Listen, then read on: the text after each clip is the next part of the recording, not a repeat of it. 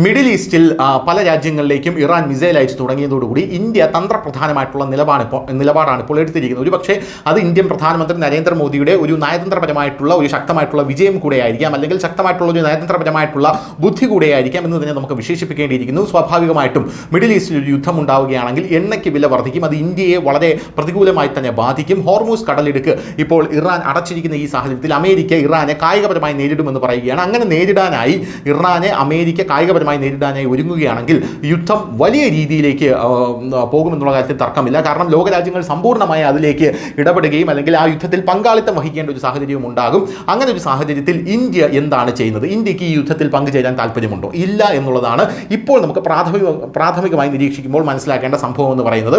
ഇന്ത്യയുടെ വ്യാപാരത്തിൻ്റെ, അതായത് എണ്ണ വ്യാപാരത്തിൻ്റെ 40% ഹോർമൂസ് കടലിടുക്കിലൂടെയാണ് നടക്കുന്നത്.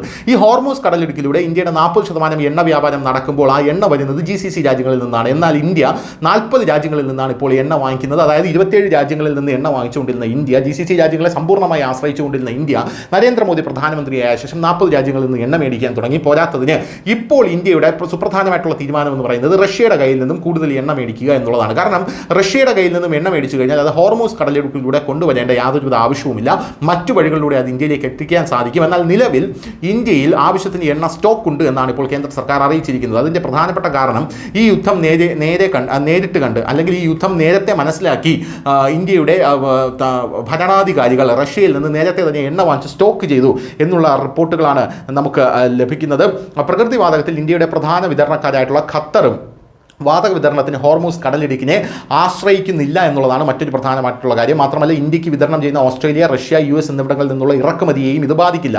ഇങ്ങനെയൊക്കെ ആണെങ്കിലും കടലിടുക്ക് അടയ്ക്കുന്നത് എണ്ണ വില കുത്തനെ ഉയരാൻ വഴിവെച്ചേക്കും. എണ്ണ വില ബാരലിന് $80 വരെ എത്തിയേക്കുമെന്നാണ് അനലിസ്റ്റുകൾ നൽകുന്ന സൂചന. പ്രതിസന്ധി രൂക്ഷമായാൽ റഷ്യൻ എണ്ണയുടെ ഇറക്കുമതി ഇന്ത്യ വർദ്ധിപ്പിച്ചേക്കും.